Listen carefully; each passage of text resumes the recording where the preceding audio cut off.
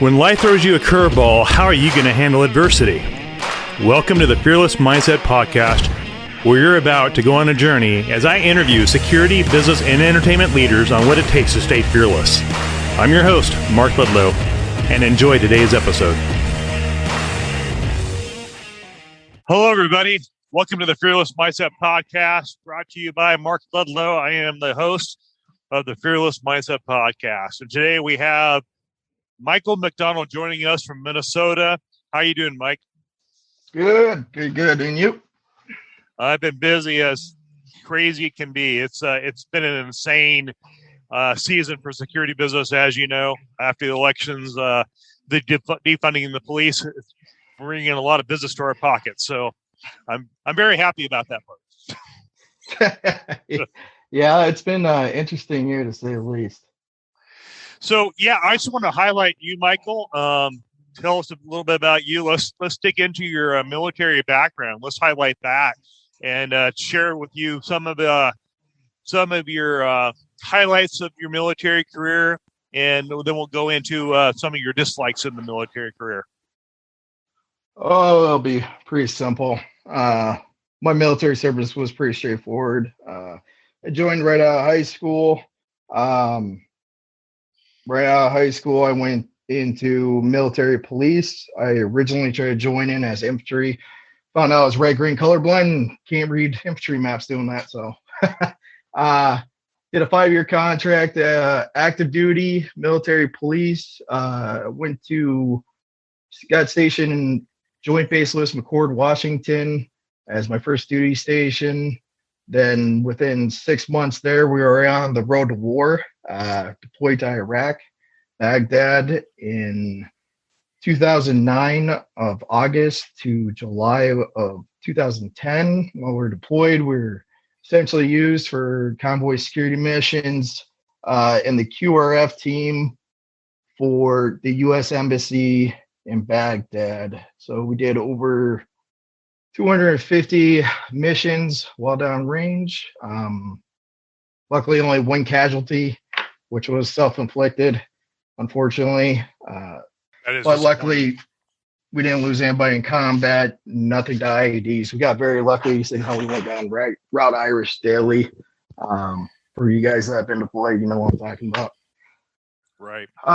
After Iraq, I PCS'd to Schofield Barracks, Hawaii. In Schofield Barracks, Hawaii, I did patrol for about a year, and then when we hit the road to war again, became a team leader, started training soldiers out for Afghanistan. I was about to get out, tried to extend for the tour in Afghanistan and try to get on a PSD mission, but unfortunately, due to some injuries and the Obama era, they were pushing a lot of guys out in 2013. So I got out. So that pretty much is short and sweet of it. But I had a lot of challenges while I was in the military. I had undiagnosed fibromyalgia that I think that I got from the anthrax vaccine. So 4 years of my 5 years in the military, I was serving with fibromyalgia, and then I also snapped both my ankles while in service during training. So I had to get ligament reattachments, get a bone of my tibia that I had to get taken out. And I actually broke that on my right ankle, tore ligaments the day before we deployed to Iraq.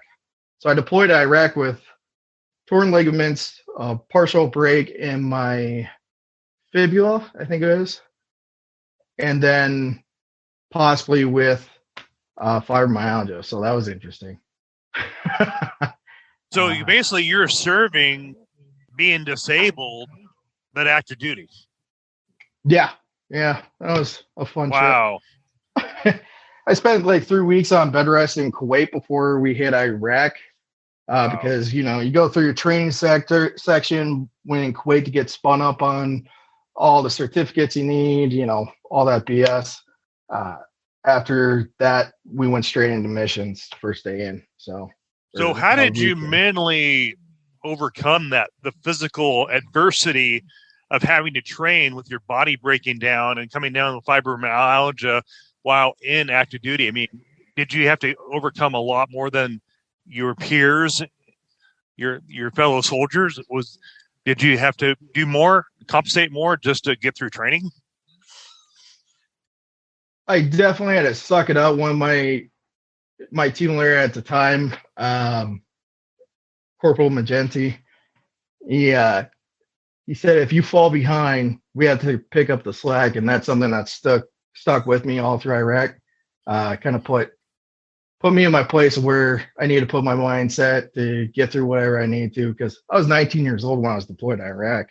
So I was a young guy, full of just piss and vinegar. Nothing I wanted more out of life was to go serve my country overseas. Thank you for your service. Appreciate it. And so, I mean, I grew up watching We Were Soldiers and stuff, and like Black Hawk Down. That's what got me into that military, lifestyle that I wanted to create for myself, create my own legacy, my own adventures. So when, things got hard, I just kind of fell back on what I wanted out of life. And, I was going to die trying whatever I had to do to get it. So nothing was going to stop me. And that's just the mindset you have to have while deployed, no matter what, I'm going home. I can't let that mindset slip, not even for a moment. Can't get complacent. So just kept that. And I stayed training while deployed. I went from like 160 pounds to 190 pounds, even though, my leg was all messed up. And I was having some other issues that went on diagnosed for almost 10 years. So it was interesting. Sometimes I look back and I'm like, I don't know how I did that, but like you said, it was mindset, 90% mental, 90% mental, 10% physical, and you just overcame what you had to, and you had to remove that mental block of you couldn't do it. It was almost survival for you just to get through it, correct? What it sounds like. Yeah, and it's also one of those military mindsets you have to have. Like, if you know what you want, you gotta have that mental mindset to die for that cause that you want, or your belief, or whatever it is. You have to have that mindset. It's like a fighter.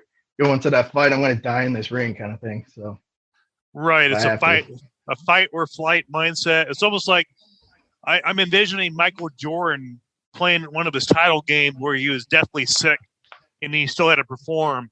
And he was, as you can see him on the court side, he's drinking Gatorade and he could barely even stand up on his own 2 feet. But when he had to be on the court, he just turned it on and almost went into war mindset to play the game of basketball.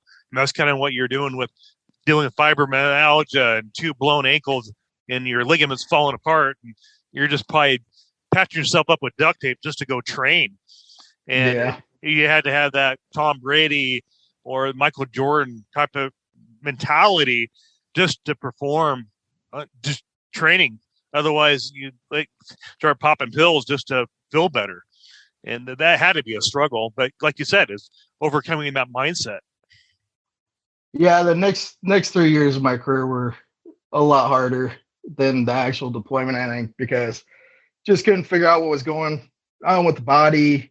If you ever been in the military, you get what you get for doctors. So it's hit or miss. Sometimes you're lucky, sometimes you're not. I unfortunately got swept underneath the medical BS where couldn't figure out. And, fibromyalgia is one of those things for a long time. They have to rule out everything. It's one of those hard diagnoses. If fibromyalgia isn't even a real diagnosis, it's an umbrella diagnosis for we don't know what the hell is wrong with you.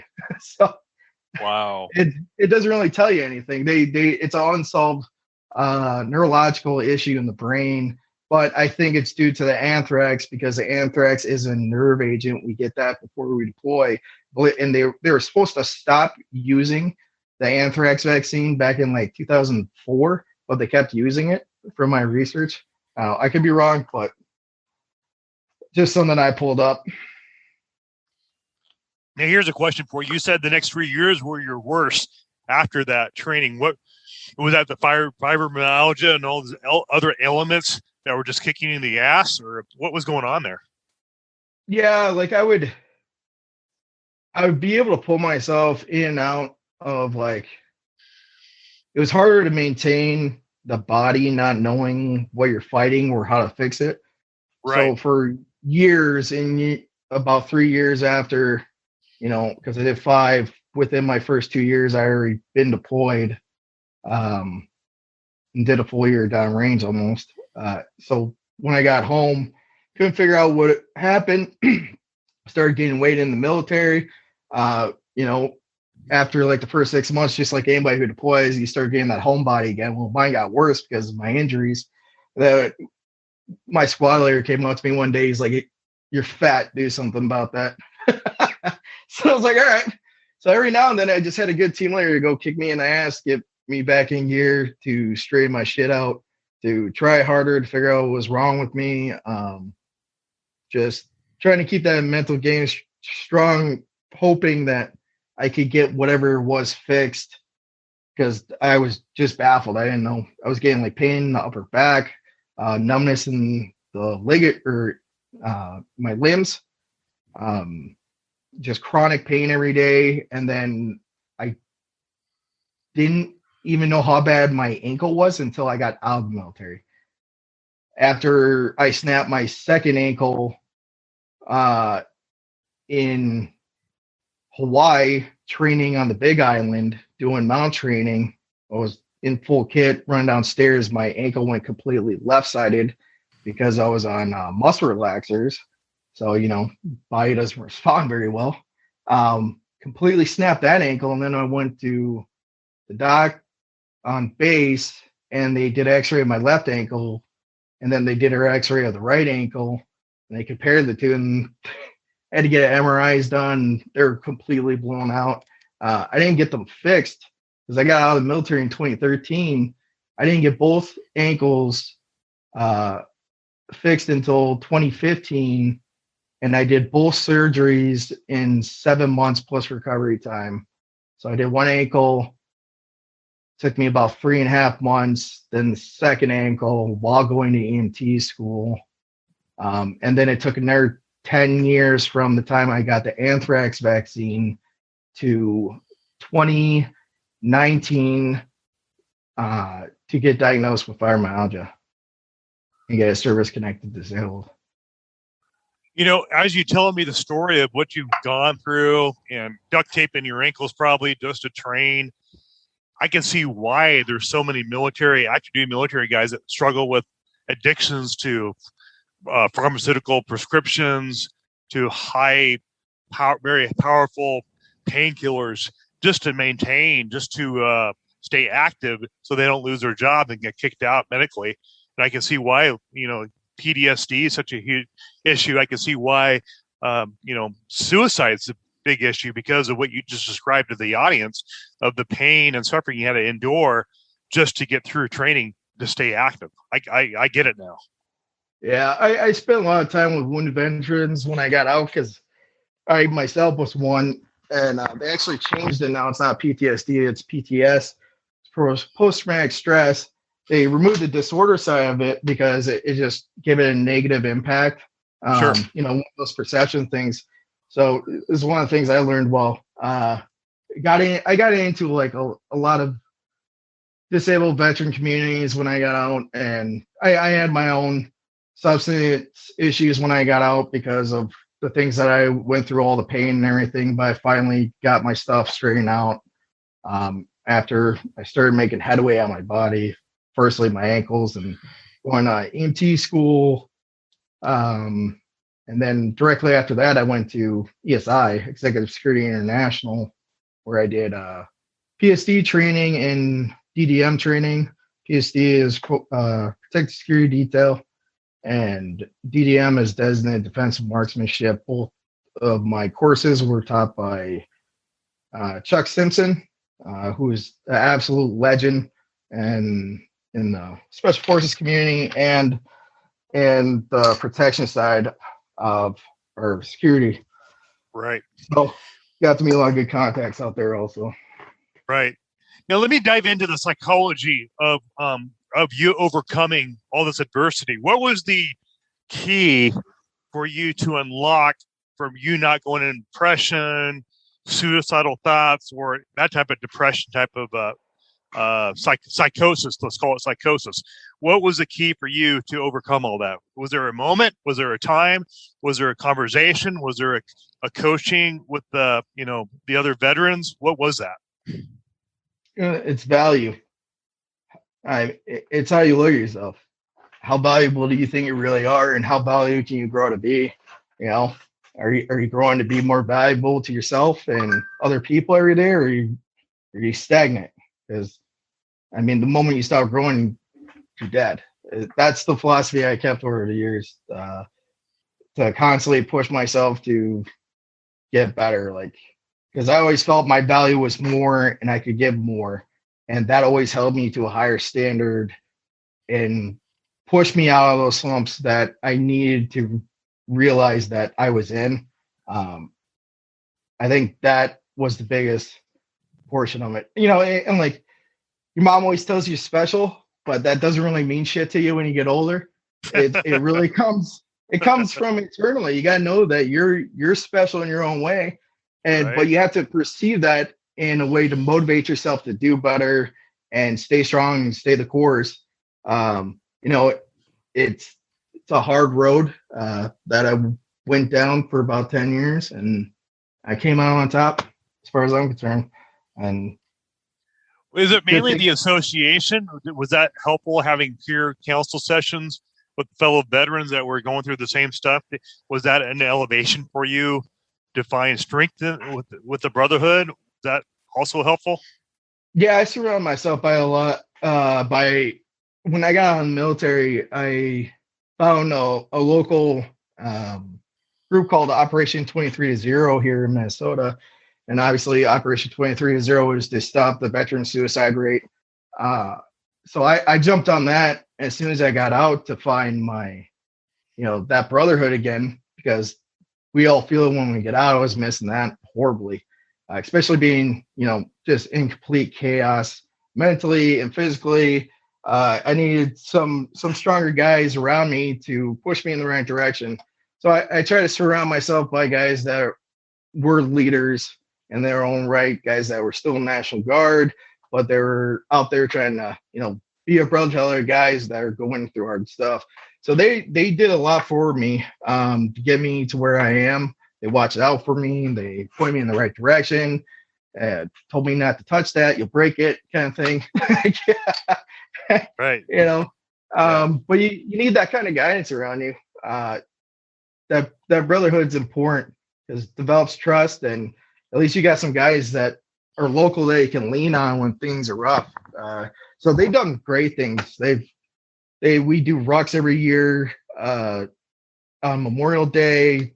They hold fundraisers. They try to pay for guys' medical stuff when they can. So I jumped on that. It was a great experience over the last 10 years that I've been involved with them. So yeah, a great organization for the vets out there. They're getting out right now. If you're dealing with PTS, whatever you call that, they changed that name. So PTS issues. Just get rid of the D, and suicidal tendencies, whatever. You just got to get around fellow military vets that struggle with the same issues, because the best therapy is talking about your problems. And I know military guys and gals don't like to talk about their problems because we're trained in boot camp to suck it up. But in psychology, when you talk about it verbally, it's part of the psychosis of the healing process of the mind, believe it or not. And it's interesting to me that you mentioned Chuck Simpson's name many times as one of your biggest.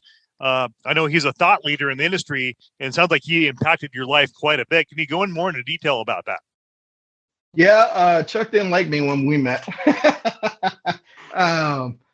But he's one of those figures that you meet once in your lifetime that, he did his full term of service as, that badass that everybody always wanted to be, yeah.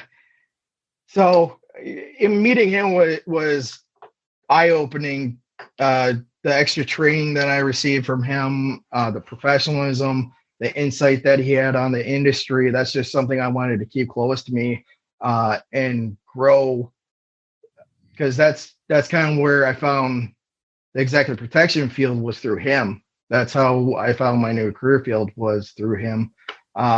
So I held that close to the chest because it gave me a new mission. So he in the short long of it pretty much established my new mission in life, which was close protection in this industry that I now operate in. So I hold that, and I still bring him out to train my guys here locally. I'll fly them out. The training that we did with ESI was great, but any course that you go to is only as valuable as your instructors are. Good point. So, really good. That's really good advice. Yeah. So you really gotta, anytime you're doing a course, you really gotta investigate who's running the course, who the instructors are, what their backgrounds are. They subject matter experts? Are you going to learn something, or are you wasting your money? Because there's a lot of ways to lose your money in this industry. Very well said. Yeah, but Chuck did a lot for me. He's also, being a vet himself. I had my own photography project at one point where I dug into the psychology through photography of PTS. So I tried to abstractly show people what PTS looked like in a photo. The project was called Warriors Reintegration. I did that for about 2 years, traveling with different veteran communities nationally, doing photos till I was broke. But it was a good experience. And I showed him then. We kind of developed a relationship through that, because he also is actively involved in like the soft community and helping his guys out and veterans all around. So he was definitely finding my next leadership examples in my life outside the military. Because when I was in the military, I'm not going to lie, I was spoiled with good leaders. I had nothing but great team leaders, platoon sergeants, except for one. There's always that one guy. Always one guy. So true. Yeah. So I was spoiled with good leadership, and that's something that I learned in the military is you're always going to need examples for the future career that you're going to be embarking on. That's one of the reasons why I reached out to you, Mark, was I'm a young guy. I'm one of the youngest security owners here in Minnesota. So I reached out to you because I'm not naive to think that I know everything about the industry, and I know I need to learn a lot more. So I appreciate that. My success is from, like you had your Chuck Simpsons in your life. I had, Robert Dodge to Mike Trout to Dan Clark to Juan Gonzalez, people that really sewed into me in my early years and saved me from making a fool out of myself and saved me from making many mistakes in the security industry. As you know, I call the security world that you and I have talked offline. It's almost like Shark Tank or the cartels. You have different cartels throughout the country, different organizations and companies control different parts of the country. And if you cross over and get in their way, they want to take you out. It's an interesting industry. It can be great, but as you get busy, like look at Robert Dodge, for example, he's vice president of Pinkerton. He was the president of G4S Corporate Risk. Now he's the new CEO. And Robert he's a thought leader in the industry. And he's been a mentor of mine since I got in the private side. And then you have Michael Trout, who's an author and former CIA. He protected Director George Tenet and his family as they traveled across the world. He became a personal friend of mine. He's very busy, but it's the mentors and the coaches you seek out and ask for help. They gladly help you. You just got to ask for it. And the problem with the most military guys, they're too proud to ask for help. It's a military mindset.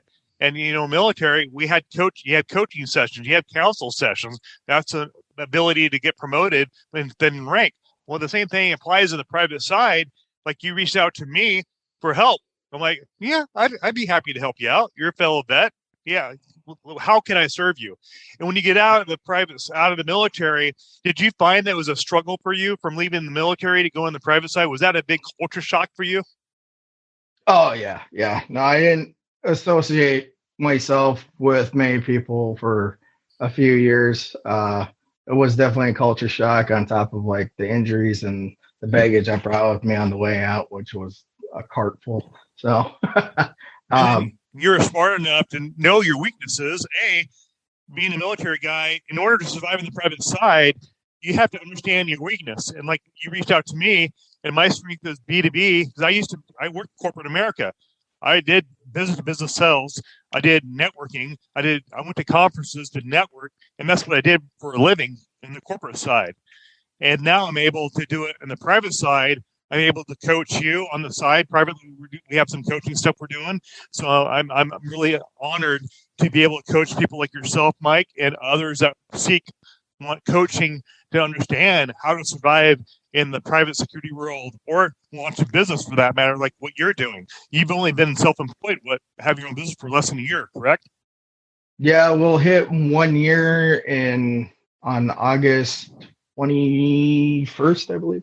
So holy cow. So less than a year, and you've had the success you've had, A, because of the political climate of the country, B, the environment of what's going on in the country. And so you're capitalizing that with using your skill set from the military to be a service to the private side. And there's nothing wrong with that. That's just economics.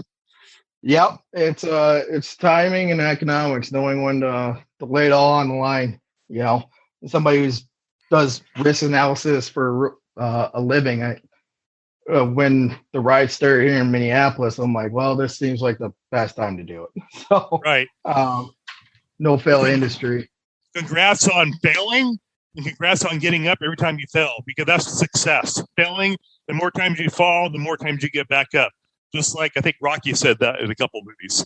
And yeah, another way to say is that it's only ever a failure if you never revisit that failure. So, oh, that's a good one. I like that one. I'll have to borrow that from you. But there's many lessons here for all the vets, the military people.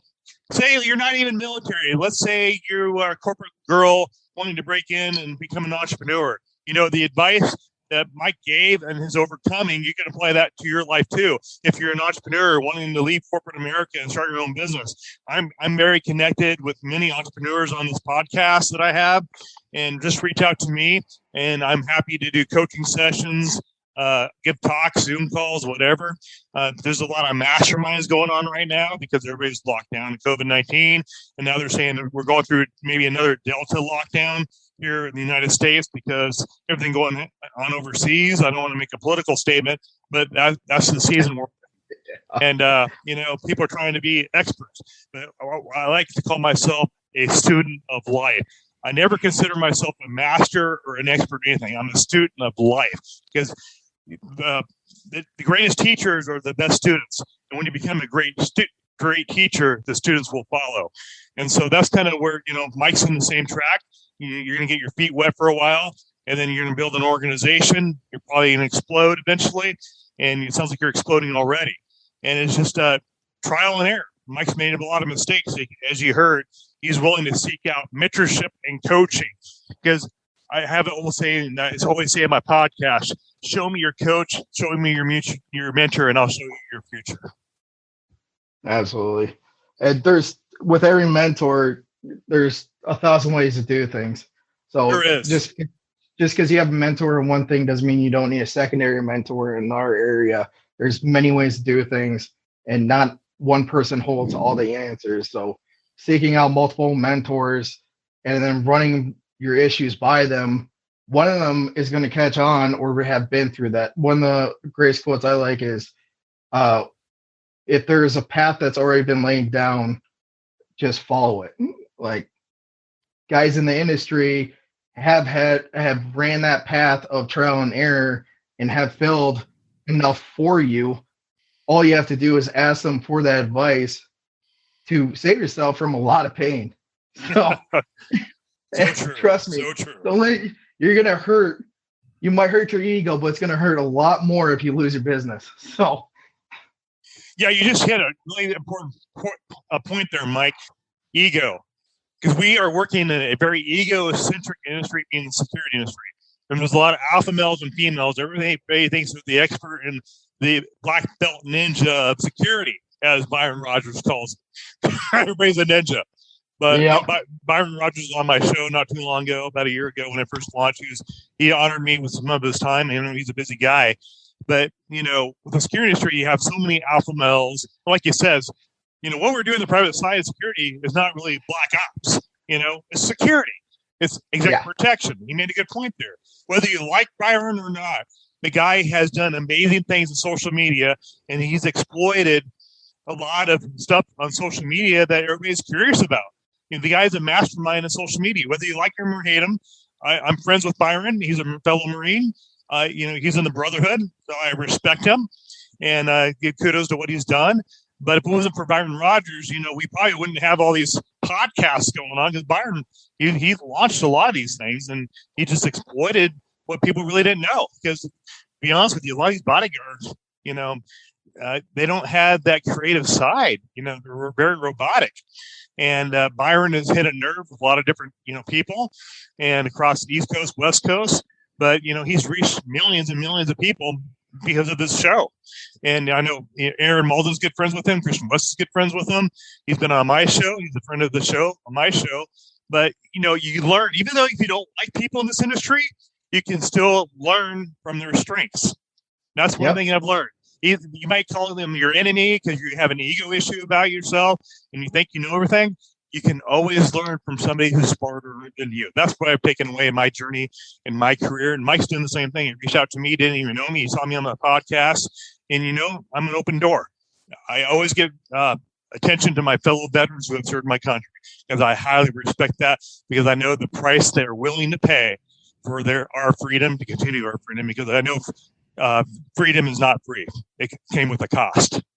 Yep. And, you said looking at guys in the industry like your enemy, instead of having that mindset, you should just consider them healthy competition, because guys like that force you to grow, right? So. Absolutely. And Byron has forced many to go elevate. I look at Kristen with the Cliff Protection Board over there. I look at, Chuck Randolph. He left Microsoft. The guy was there for many years, and now he's doing something with, I forget the organization, but I think with Chuck Tobin is who he's working with. I could be mistaken. But look what, Chuck's done. He's a vet, and he's done some great stuff with Chris Story over there. And everybody's elevating, because there's more power in association and elevating each other than fighting with each other. Because I see a lot of internal fighting with each other because maybe the industry is slow. So people in the industry get jealous of each other because they got this project and they got that client. That clients come and go with the wind. That's business. Business 101. I learned that in corporate America.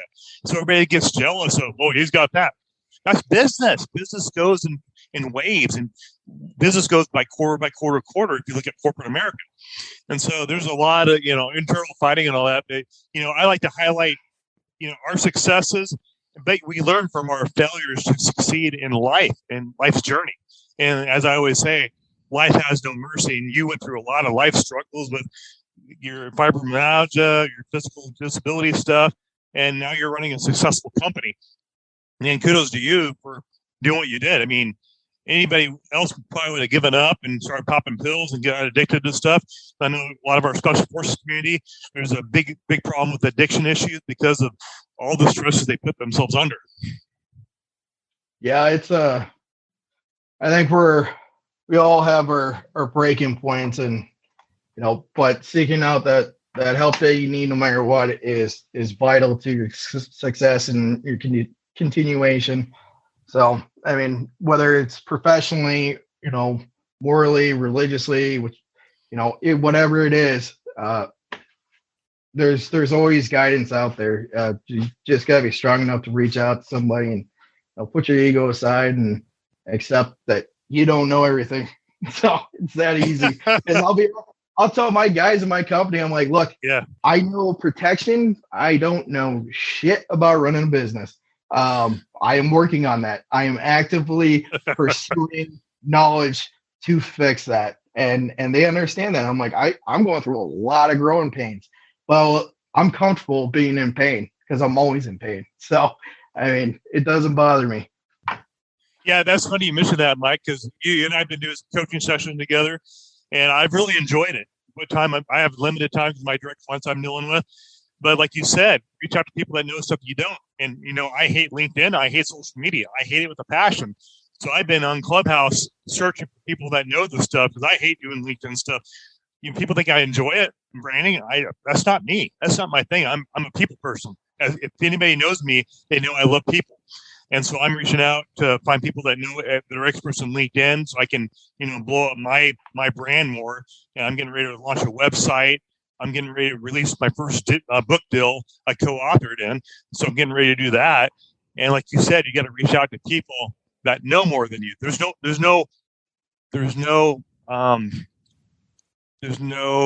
what's the word I'm looking for?